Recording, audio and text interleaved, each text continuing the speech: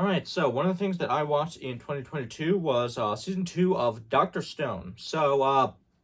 In regards to Doctor Stone, I really like the show because it is focused a lot on science and skepticism. And obviously, I'm all about science and skepticism. And you know, so that's one of the strongest aspects of the show. I mean, I really like it because, like, with a lot of shows, like, it's not too much of a bother, but, like, with a lot of shows and movies, you do get this sense of, like, the characters who basically doubt in the supernatural are, like, the skeptics are always, like, proven wrong in the end, where you have, like, for an example, Han Solo in Star Wars doesn't believe in the Force, Sokka in, uh, Avatar: The Last Airbender doesn't believe in, like, the Avatar cycle and stuff, and obviously they're wrong in the context of their stories, but, like, in real life, skepticism and doubt in the supernatural is pretty reasonable, and I like that Doctor Stone is like, or Senku, I guess, is like, basically, no, I reject this supernatural.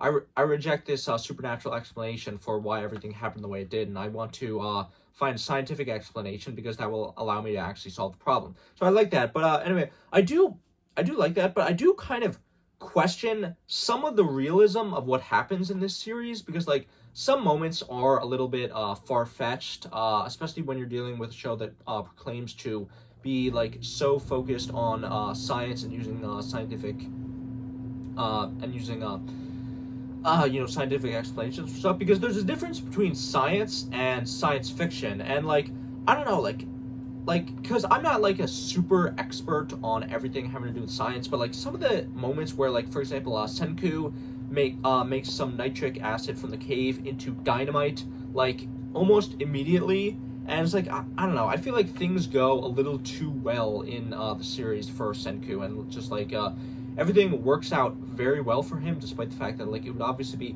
even with all the knowledge and intelligence that Senku has, like, inventing a lot of these things in the Stone Age, just, like, I don't know, it's a bit far-fetched in my opinion. But anyway, so actually talking about season 2 though, for me season 2 was a bit underwhelming. Like, this arc was called Stone Wars, and like, it sounds like it would be really cool, like, we're finally getting into actual primitive wars in the Stone Age, but, like, it didn't really feel like it was too much of a war in the end, and, like, because one of the big issues with this arc is, like, literally no one dies, like, not even Tsukasa dies, technically, even though he gets, like, a lethal wound, because, like, he's basically put into carbon storage, or the technical main villain of this arc that ends up turning out to be the main villain, Hyoga. He doesn't die either, and he ultimately ends up getting saved and put in prison. And, like, even the statues that were smashed, which was supposed to be, like, this sort of big deal, because it was like they were actually being killed technically, because there was a chance they could be revived. But no, even in this arc, it's revealed that all of them can just be put back together, and then, like, they would be fine afterwards, which, I don't know, it just feels like, if it's a war, you would expect, like, people to actually die in it, because, like, people die in war. So that is sort of one issue that I have, which is just, like, no one actually dies in the war. And I, like, so that does bother me about the arc. So another thing is, this show spends, like, a lot of time focused on the process of making everything, and obviously that's cool, because, it's showing all these scientific processes. And, like, I think it is cool that the show, that a lot of time is spent on the creation of all the things that Senku uses. But at the same time, like, while it is cool, like, in terms of the story and actual plot progression, it can sort of, like, get repetitive at times, where, like, just so much time is spent on, like, making stuff. Like, I don't know, I feel like the show, like, doesn't quite strike the balance between plot and science that I think it did in the first half of season 1. Like, the first maybe 16 episodes of season 1, I think, where you had good plot progression and you had good character progression intertwined with, like, all the science and making things. And I feel like after that point, where, like, the last half, or maybe the last third of season 1, like, it was just so focused on, like, making things and, like, gathering materials, and I just, like, it can get kind of boring at times. And I'm like the person who would be interested in that stuff because I like science, and I like seeing Senku do all these cool things and build this stuff and figure out how to find solutions to things. But I don't know, it just can get somewhat repetitive and tedious at times when like so much of the show is dedicated to that. So but there are legitimately a lot of cool and clever moments that I like this season. Like, for example, using the telephone technology to basically fool everyone into to basically fool people into joining Senku, and how the record was basically used to convince that one woman that basically to join Senku's side because her hero, like that singer woman, would be still be immortalized. And so I really did like really creative aspects like that. So like Stone Wars is like, this arc is fine, like it's entertaining, but I don't think it's amazing or anything, especially since the arc is like such an anticlimax because like basically, again, like I said, no one really actually dies in this arc, and like the the main villain, or who was the main villain, Tsukasa, in the end ends up sort of giving up and like joining Senku in the end. And it's like, I will say I do like, even though like because it is sort of a double-edged sword, because I do really legitimately like that Senku is like, I want to resolve this peacefully. I don't think that bloodshed is going to be good in the long term, and I basically he wanted to stop the war without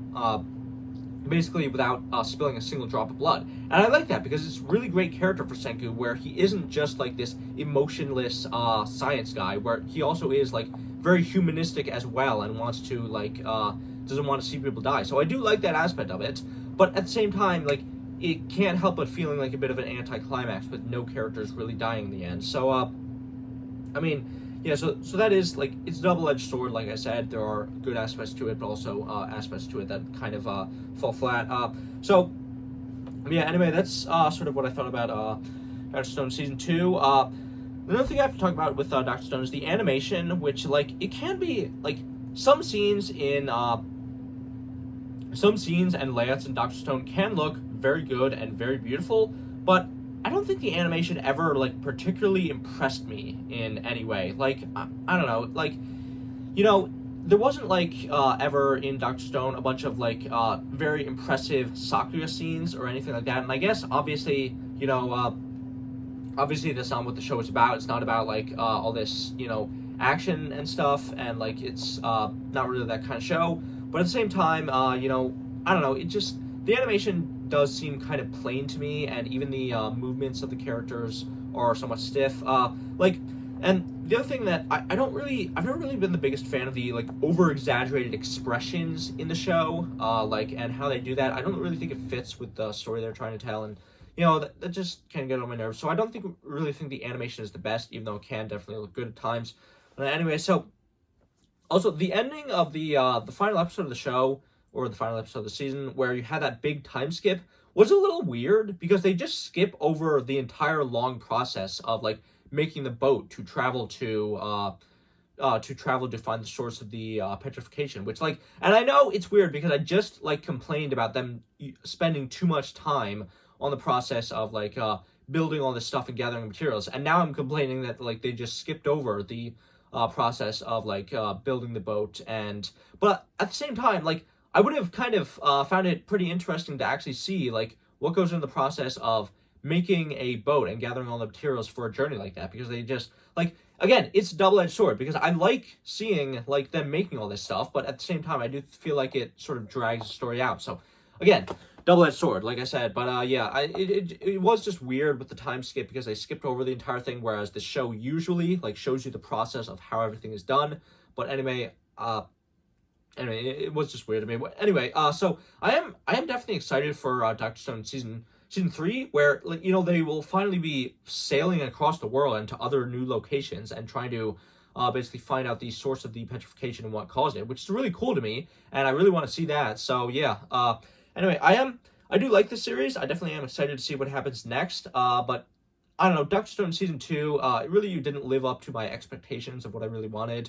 But anyway, that's just me. What did you guys think of Dr. Stone Season 2? Leave your comments down below. Like, share, subscribe. This has been the Aromantic Shipper, and oh, as always, remember, just because you can't feel love doesn't mean you shouldn't want other people to. Bye.